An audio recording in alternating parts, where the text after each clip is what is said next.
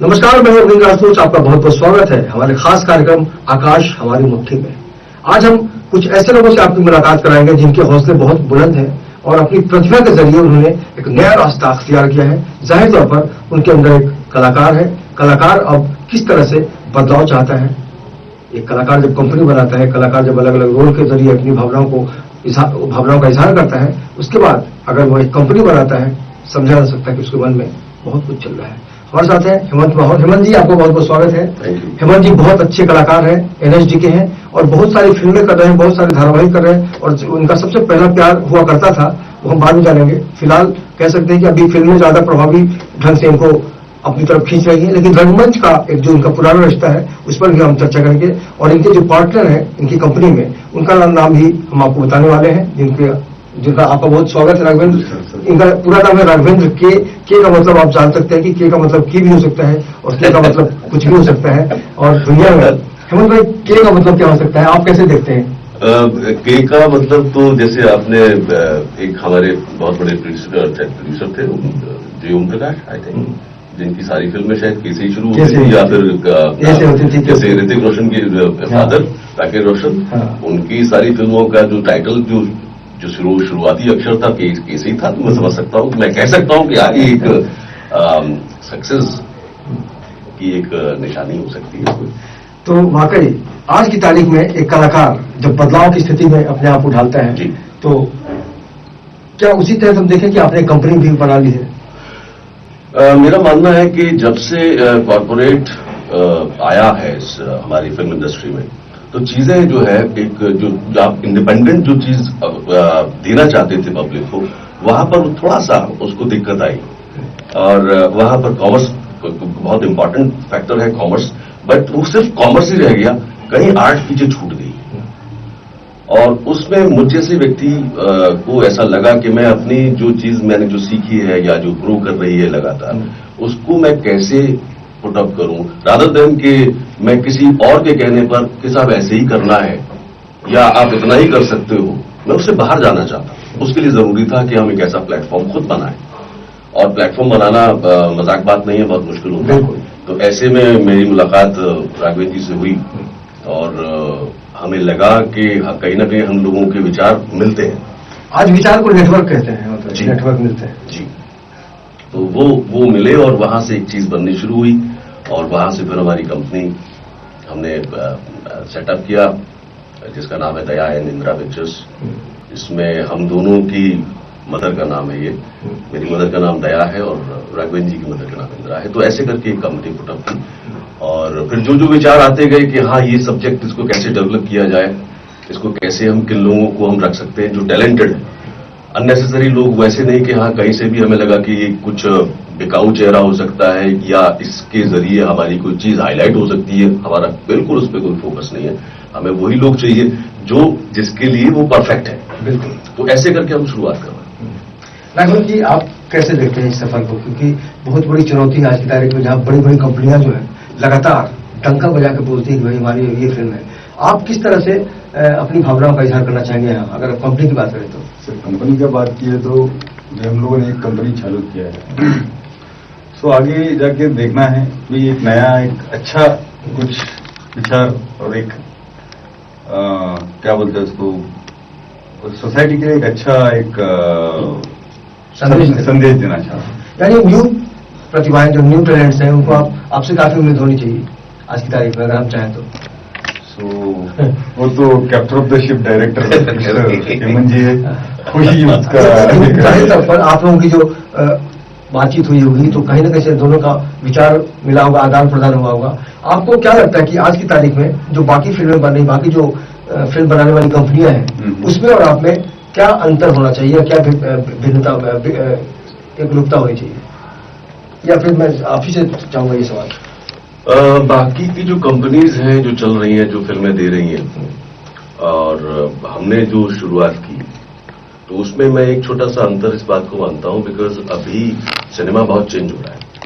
अब सिनेमा में वो एक ही कैरेक्टर के आसपास और जिसको हम बोल सकते हैं हीरोइज्म, कि एक हीरो है, एक हीरोइन है, सब एक ब्लैक है, एक व्हाइट है, इसके अलावा कोई कलर ही नहीं है। तो वो चीज अब आज की तारीख में नहीं है। सिनेमा बहुत ग्लोबल हो गया है, सब्जेक्ट ओरिएंटेड हो गया है।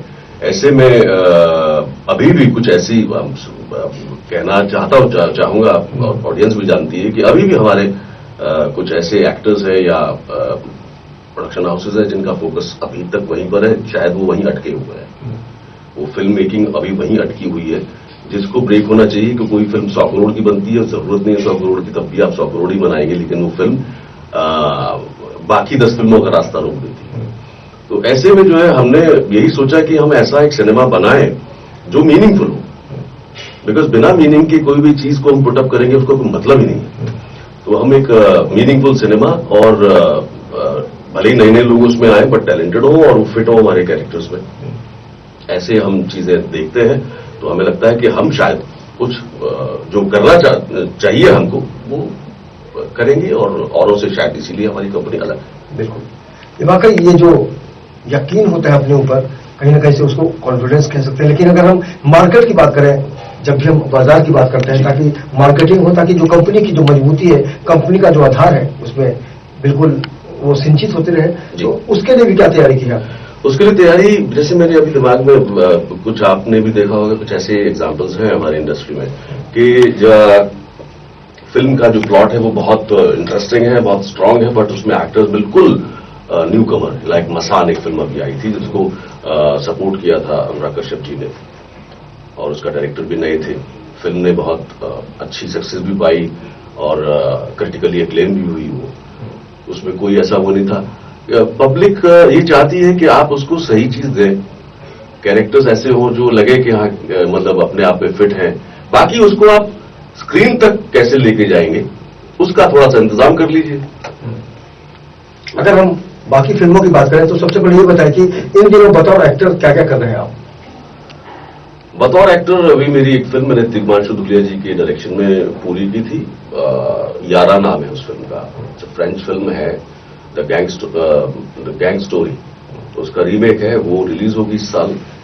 प्लस एक फिल्म और है पीटर गया काम से, काफी पहले बनाई थी यूटीवी स्पॉट बॉय ने, तो वो अभी तक अटकी हुई है, बिकॉज वही आपका कैसे कह सकते हैं कॉर्पोरेट।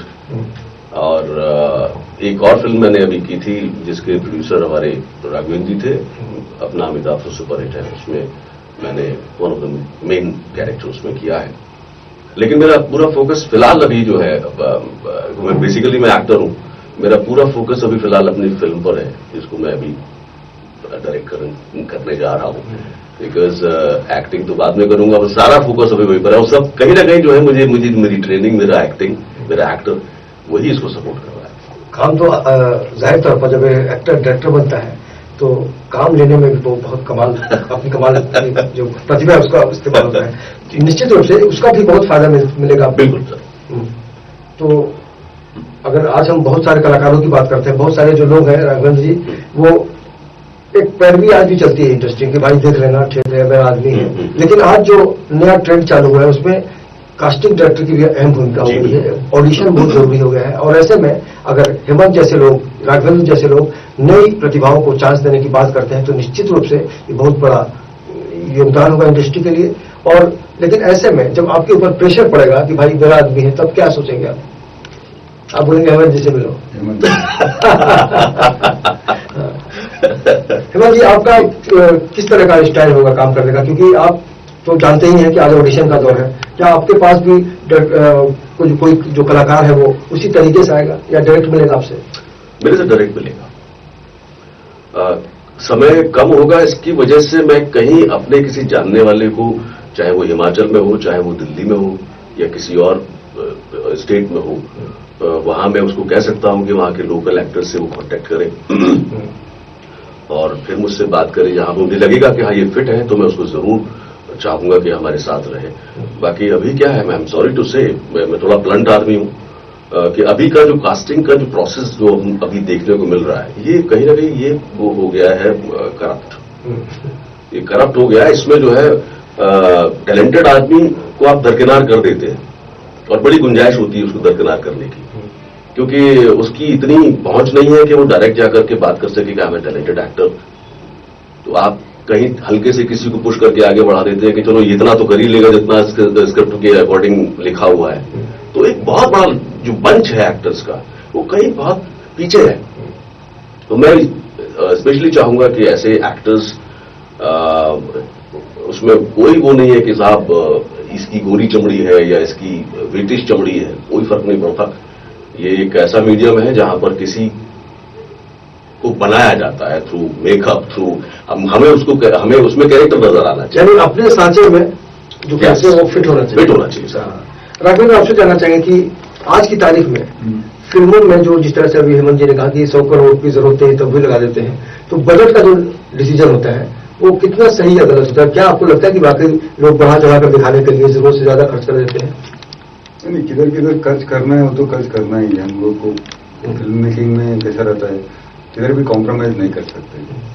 वो तो किधर खर्चा करना है उधर खर्चा कर ही पड़ता है। ये तो बहुत बड़ी बात कह दी उन्होंने कि कंप्रोमाइज नहीं करेंगे। बिल्कुल बिल्कुल, जाहिर तौर पर बहुत सारे लोग कंप्रोमाइज भी कर लेते हैं जो जिनका बजट कम होता है। हाँ। तो फिल्में जो है दम तोड़ देती है समय से पहले। उनको क्या कहना चाहेंगे? मैं उनको यही कहना चाहता हूं कि भाई अब जब आपके पास जितना बजट है उसी के अकॉर्डिंग अपना प्लॉट चुनो। ये जरूरी नहीं है कि आप टाइटैनिक बनाना चाहते हैं और आपके पास बजट हो सिर्फ 10 करोड़ का, तो बन ही नहीं पाएगी, फिर आप कंप्रोमाइज करोगे। वो नहीं करना चाहिए। आपके पास संसाधन कितने हैं और उसके अकॉर्डिंग आपके पास प्लॉट क्या है, तो उसमें आपको कंप्रोमाइज करने की जरूरत नहीं पड़ेगी। सभी खुश रहेंगे, अच्छा काम भी निकल के आएगा। तो हम टेक्निकली या किसी भी सूरत में हम कंप्रोमाइज बिल्कुल नहीं करेंगे। हमारे पास जितने संसाधन है उसी के अकॉर्डिंग एक जो हमें पेश करना है उसको हम करेंगे। और हेमंत माहौर जी एक ऐसे कलाकार हैं जिनके पास जब भी वक्त होता है तो नई प्रतिभाओं को एक निर्देशन देने का काम करते हैं, उनको गाइड करते हैं। आज की तारीख में भी बहुत सारे लड़के आपके पास आते जाते हैं, उनमें जो लड़के आते हैं उनके अंदर बेचैनी होती है या फिर अचानक शॉर्टकट, आप कैसे महसूस करते हैं उसको? आप उनके अंदर बेचैनी इसलिए आ जाती है बिकॉज वो शॉर्टकट चाहते हैं। वो नहीं चाहते कि जो है ये एक ऐसा फील्ड है जो प्रॉपर एक प्रोफेशनल फील्ड है। बहुत बड़ी तादाद ऐसे लोगों की है जिनको ऐसा लगता है कि चलो यार मैं 2 साल ट्राई कर लेता हूं, उसके बाद फिर वापस अपना दूसरा काम। तो ऐसे में उसका पूरा फोकस अपने काम पर नहीं होता, वो कहीं ना कहीं फेट पर बिलीव करता है, वो भाग्य पर बिलीव करता है कि किस्मत होगी तो हो जाएगा। बट ये फील्ड चाहता है कि भैया आप इसी फील्ड के हो जाओ। इसमें आपको बहुत सारे धक्के खाने पड़ेंगे, इसमें आपको बहुत सारी प्रॉब्लम्स सहनी पड़ेंगी। तो वो उस चक्कर में क्या होता है कि अगर नया बच्चा कोई आता है, नया कोई एक्टर या एक्ट्रेस आती है, तो वो एक्टिंग पर फोकस न करके बाकी सब पर फोकस करता है। तो उसमें क्या होता है, समय धीमे धीमे चलता चला जाता है। 2 महीने 4 महीने 5 महीने उसकी बेचैनी बढ़ती चली जाती है। तो ये प्रॉब्लम आती है कि बहुत सारे लोग जो है फ्रस्ट्रेटेड हो जाते हैं, वापस चले जाते हैं। उनको बाकायदा जो है अगर कोई एक्टर बनना चाहता है तो उसकी बाकायदा उसको जानकारी होनी चाहिए और पेशेंस होना चाहिए। वाकई कहा जा सकता है कि एक एक्टर जब अपना रूप दिखाना चाहता है तो उसे बहुत कुछ समझना पड़ता है, सीखना पड़ता है, महान बनना पड़ता है। फिलहाल इस चर्चे में वक्त एक छोटे से ब्रेक का। ब्रेक के बाद हम जानेंगे कि हेमंत और राघवेंद्र की जो अगली योजनाएं हैं वो किस तरह की हैं। आप हमारे साथ देखते रहिए आकाश हमारी मुट्ठी में।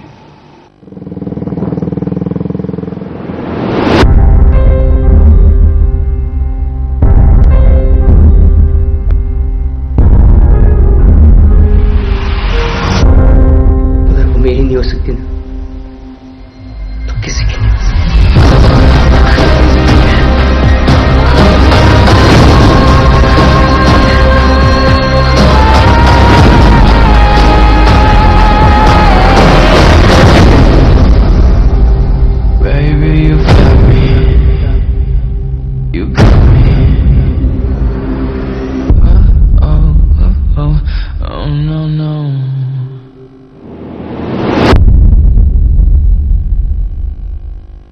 ब्रेक के बाद आपका बहुत बहुत स्वागत है। आप देख रहे हैं हमारे साथ आकाश हमारी मुट्ठी में। हेमंत माहौर है हमारे साथ, राघवेंद्र के हैं हमारे साथ, जिन्होंने एक नई कंपनी बनाई है और मकसद है अच्छी फिल्में बनाना और ऐसे लोगों को काम देना जो उनके सांचे में फिट बैठते हैं। लेकिन ब्रेक से पहले हम जान रहे थे कि इनकी जो अगली योजनाएं होंगी वो किस तरह की होंगी, क्योंकि अभी राघवेंद्र आपकी कोई फिल्म रिलीज होने वाली है कन्नड़ में, उसके बारे में जानना चाहेंगे कि किस तरह की फिल्म है वो। सर हम लोग अभी रिसेंटली एक कन्नड़ा मूवी किया है साउथ का। सो अभी हम लोग ने अप्रैल में उसको रिलीज करना चाहते हैं, अप्रैल और मई के डेट में। So most of the 90% of the work has been completed. So अभी रिलीज का डेट एक पक्की करना है। और किस मूड की पिक्चर है ये? सब्जेक्ट मत बताइए लेकिन मूड बता दीजिए। ये काइंड ऑफ मास साउथ में तो आप एंटरटेनमेंट एक मसाला कंप्लीट सिनेमा बोल सकते हो उसको आप। तो अभी हम लोग कर रहे हैं। चलिए, हमारी शुभकामनाएं कि आपकी पिक्चर बॉक्स ऑफिस पर जिस मकसद से बनाई गई है उसमें कामयाबी मिले। हेमंत, आपसे जानना चाहेंगे कि आज की तारीख में जो लोग थिएटर में आ रहे हैं, हमने देखा है कि वो थिएटर को बीच में ही छोड़ के भागने की कोशिश करते हैं, उनको क्या वाकई थिएटर का जो पूरा सफर है वो पूरा करना चाहिए या फिर क्या करना चाहिए? उनको एक छोटी सी गलतफहमी होती है कि थिएटर एक ऐसा प्लेटफॉर्म है जहां जिसके जरिए आप फिल्मों में जा सकते हैं, जबकि थिएटर एक ऐसा प्लेटफॉर्म है जो आपको प्यूरिफाई करता है, आपको मांझता है, उसको थोड़ा वक्त चाहिए। और अगर आपको लगता है कि आप एक या दो प्ले करने के बाद, और वो पता नहीं कौन से फॉर्मेट पे आपने किए हैं, किनके साथ किए हैं, तो बेसिकली जो किसी भी प्ले को आप जब करते हैं तो एक प्रोसेस होता है, एक ट्रेनिंग पीरियड होता है किसी भी एक्टर के लिए। अगर वो ट्रेंड भी है तब भी उसके लिए अपने लिए एक ट्रेनिंग पीरियड है, तो वक्त चाहिए होता है। उसको बाकायदा रुक करके एक टाइम देना चाहिए अपने थिएटर में, ताकि वो अपने आप को और मान सके। उसके बाद, क्योंकि मीडियम अलग अलग है, सिनेमा मीडियम अलग है, थिएटर मीडियम अलग है, लेकिन एक्टिंग तो एक्टिंग ही है। एक्टिंग का मीडियम चेंज हो गया, उस मीडियम को आप कैसे आत्मसात करेंगे, वो तभी कर पाएंगे जब आप थोड़ा सीख लेंगे कि हाँ भाई मैं इस मीडियम में कैसे एक्ट करूंगा। तो थोड़ा सा उनको रुकना चाहिए और थिएटर में समय देना चाहिए। बिल्कुल। और जो थिएटर के लोग होते हैं उनकी जमीन इतनी मजबूत हो जाती है, इतनी पक्की हो जाती है कि वो कहीं भी खड़े होते हैं तो लड़खड़ाते नहीं हैं। अगर हम बात इस फिल्म इंडस्ट्री के एक ऐसे कलाकार की करें जिनका नाम नसीरुद्दीन शाह है, और उनका बहुत ज्यादा स्नेह और बहुत ज्यादा प्यार हेमंत जी को मिला है। हेमंत जी कैसे देखते हैं स्नेह को, प्यार को, कितना फायदा उठाने वाले हैं अपनी कंपनी के लिए? मैं बहुत खुशनसीब मानता हूं अपने आप को, बिकॉज जब मैंने सिनेमा को समझना की बात तो बहुत दूर की है, जब लगाव होना शुरू हुआ तो वो कमर्शियल फिल्म्स थी बच्चन साहब की, तो जिनको मैं आज भी बहुत सम्मान देता हूं, बहुत बड़े कलाकार हैं। और उसके बाद जब मैं थिएटर में शुरुआत मेरी हुई, जब मैं एनएसडी में सेलेक्ट में हुआ, जब नसीर साहब मुझे पढ़ाने आए, तो वो जो पूरा दौर था उसमें मुझे लगा कि नहीं, एक्टिंग का एक पहलू ये भी है। तो वहां से, और वो मेरे लिए स्टार थे, उस वक्त बहुत बड़े स्टार थे, तो मैं कुछ समय तो बड़ा कंफ्यूज रहा अपनी क्लास में। मुझे डांट बहुत पड़ती थी नसीर साहब की क्लास में। हमेशा सुबह वो 6 बजे ठंड के दिनों में या रात का समय हो, वो आते ही सीधे हमारा जो एनएसडी का हॉस्टल है वहां से एंटर करते ही बोलते थे, हेमंत हाँ चलो बैटिंग शुरू करो। तो मैं डर जाता था, बिकॉज मैं मेन रूल्स कर रहा था अपने 3 साल मैंने लगातार मेन रूल्स किए, लेकिन वहां में थोड़ा सा फंस गया था कि मैं एक स्टार को देख रहा हूं, एक ऐसे आइकन को देख रहा हूं अपने सामने लाइव, जिसको मैं पर्दे पर भी देखता रहा हूं, और ये मेरा टीचर है।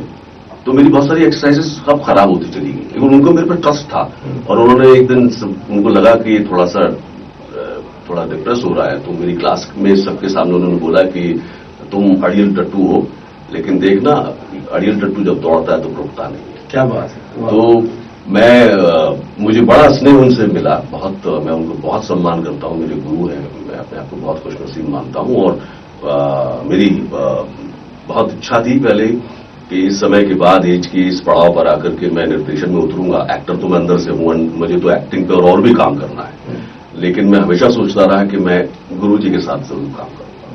जब उनको इस बारे में कभी बताने की कोशिश की आपने कंपनी के बारे में, क्या रिएक्शन रहा पहला? उनका रिएक्शन बहुत पॉजिटिव रहा हमेशा, और बहुत जल्दी ईश्वर ने चाहा तो हम लोग साथ में काम कर रहे हैं। ये इशारा है, निश्चित रूप से कहा जा सकता है कि एक जो चाहत होती है मन में, उसको मंच तब मिलता है जब आप उस लायक हो जाते हैं। और हेमंत और राघवेंद्र की जो सोच है, उससे हम ये समझ तो सकते ही हैं कि वाकई आने वाले दिनों में कुछ अलग कलर जरूर देंगे, और अलग कलर देना आसान नहीं होता। अलग रंगों की अगर हम बात करते हैं तो इंद्रधनुष की बात तो सबको समझ में आती है, अगर 8वां रंग बनाना हो तो आपको मेहनत अलग करनी पड़ती है।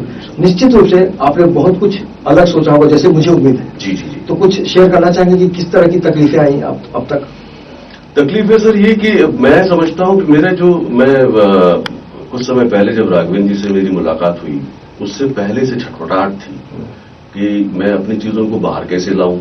मुझे कहा, क्योंकि अकेला आदमी तो कुछ नहीं कर सकता, भले ही आपके अंदर कोई भी कहे कि आप बहुत टैलेंटेड है, उस टैलेंट का मैं कैसे क्या कर सकता हूं। वहां कुछ ऐसे साथी लोग जब मिलेंगे तब जाकर के मुझे बूस्टअप भी मिलेगा। तो मेरे सामने चुनौतियां बहुत सारी थी, और कहीं जो चीज की शुरुआत करनी थी, मेरे विचार इनसे मिल गए, और वो चीज धीमे धीमे पनपनी शुरू हो गई और एक अच्छी स्टेज पे हम लोग आ गए। तो यही कह सकता हूं कि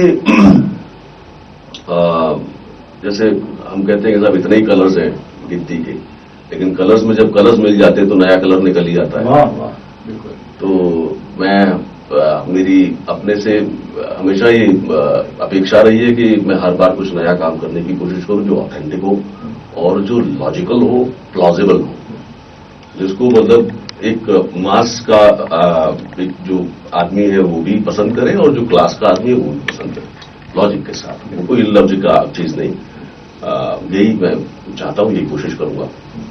और अगर हम डायरेक्टर की बात करते हैं, यानी कैप्टन ऑफ द शिप, जाहिर तौर पर अगर आप फ्लाइट से कहीं जा रहे हैं, मुंबई से या कहीं से भी, तो आपके अंदर एक भरोसा होता है कि हम बहुत सुरक्षित ढंग से पहुंचेंगे। हेमंत ने बहुत सारे पायलट के साथ काम किए, बहुत सारे डायरेक्टर के साथ काम किए। कभी ऐसा लगा कि भाई एक्सीडेंट हो सकता है? एक्सीडेंट हुआ? मैं समझ नहीं पाया। नहीं, आपने बहुत सारे डायरेक्टर के साथ काम किया, कभी ऐसा लगा कि वाकई यार मैं तो यहाँ पे आके बर्बाद हो गया? हाँ, तो एक ऐसे उदाहरण है जिस पर ऐसा लोग बात नहीं करते हैं। हम चाहते हैं कि आज पूरी बात हो, क्योंकि आकाश हमारी मुट्ठी का मतलब ही होता है कि आपने आकाश को मुट्ठी में थामने का मन बना लिया है। कई बार ऐसे, और ये मैं बोल पा रहा हूं बिकॉज शायद मेरा नेचर ही है। अक्सर हर एक एक्टर की लाइफ में ऐसा आता है जहां पर वो समझता है कि यार मैं गलत जगह फंस गया हूं, मैं जो करना चाहता हूं या मेरी से जो अपेक्षाएं खुद की है वो यहां पर पूरी नहीं होने वाली है। तो मेरे साथ भी ऐसा हुआ। मेरे जीवन की पहली फिल्म थी, उसका नाम लूंगा नहीं मैं, और जब मैं बॉम्बे शिफ्ट हुआ था तो उस वक्त की एक कमर्शियल डायरेक्टर थे, उनके साथ मैंने फिल्म की थी। पहले दिन से ही मुझे लगा मैं गलत जगह आ गया। अच्छा। और मन मार के मुझे 6 बजे तक शूटिंग करनी पड़ी, और लास्ट जिस दिन मैंने फ्लोर पर जाके फिल्म छोड़ दी थी, भाग आया था वहां से। मैंने कहा आप तो जो करना है कर लीजिए, मैं नहीं करूंगा। तो कैसी घटना हो गई थी। आप एक काम कर सकते हैं कि हाँ, जो आप अपनी प्रतिभा जो आप लेके आए हैं ट्रेनिंग के जरिए या उससे पहले के पूरे आपका जो भी एक प्रोसेस रहा है, वहां आपको लगता है कि चलो मैं कुछ कर रहा हूं, मुझे एंजॉयमेंट मिल रहा है, तब तो चलो आप बाकी सब चीजों को आप नजरअंदाज कर देते हो। लेकिन सभी चीज गड़बड़ होती है तो वहां एक्टर जो है फंस जाता है। फिर वहां, और मुझ जैसा व्यक्ति जो है थोड़ा सा इस मामले में खराब कह लीजिए कि मैं जो है अपनी प्रतिभा को गलत जगह पर मिसयूज नहीं करने देना चाहता, भले ही मुझे इंतजार करना पड़े। तो ऐसे मौके रहे हैं। और मैं ये भी कहूंगा कि फिल्म्स जो है ना, वो जो जहां जब आप कुछ सोच के चलते हैं कि ये बनाएंगे कुछ और पता लगता है कि कहीं आपके अंदर करप्शन है और पता लगा फिल्म बनी नहीं है, रुक गई, तो बहुत सारे कलाकार, बहुत सारे टेक्नीशियन, उन सबका कहीं ना कहीं ब्रेक लग जाता है। तो ऐसे मेरे साथ भी एक्सपीरियंसेस हुए हैं। इसका तो आप प्लस पॉइंट फायदा उठाएंगे। आपकी जब कंपनी बनेगी तो निश्चित रूप से आप किसी के साथ अहित नहीं करेंगे। बिल्कुल नहीं सर, सोच भी नहीं सकता, क्योंकि मैं देख चुका हूं और कैसे एक फिल्म जो है आपके कैरियर को रोक देती है कई सालों तक। तो उस साल कैसे कितने भारी पड़ते हैं किसी एक्टर पर, that I know very well. तो मैं बिल्कुल निश्चित तौर पर ऐसा नहीं चाहूंगा। हेमंत, पहले लोग फिल्में बनाते थे और अपने सर्कल के लोगों को बताते थे कि भाई ये फिल्म है, देखो क्या है क्या है, और जब लोग अच्छे और सच्चे सजेशन देते हैं तो बुरा लगता है। ये भी कभी एक्सपीरियंस हुआ आपको? मुझे हुआ, लेकिन बाद में मुझे लगा कि नहीं यार, कई बार एक आदमी का सेल्फ होता है जो अपने से बड़ा बायस होता है, उसको लगता है कि मैं जो सोच रहा हूं वही सही है। तो ऐसे में आपको दिमाग का दूसरा हिस्सा हमेशा ओपन रखना चाहिए, ये ऑब्जर्व करने के लिए कि यार सामने वाला सही कह रहा है, शायद भले ही वो आपकी बात को काट रहा है क्योंकि आप शायद कहीं गलत है। तो इस पर तो बहुत अवेयर रहना चाहिए। चलिए, आपने अमिताभ बच्चन के नाम से एक फिल्म की है, उस पिक्चर के बारे में बताइए कि वो फिल्म कब आएगी और किस तरह का शेड है आपके कैरेक्टर का? कमाल का प्लॉट है उस फिल्म का, और बहुत आज का प्लॉट है और बहुत यूनिवर्सल प्लॉट है। बिकॉज जिसको आप बोलते हैं कास्टिज्म, उसका एक बेस प्लॉट है, और वहां पर एक संदेश है कि कोई भी काम छोटा नहीं होता, सब अपना काम कर रहे हैं। तो उससे काम से किसी व्यक्ति का जो पर्सनल है उसको मत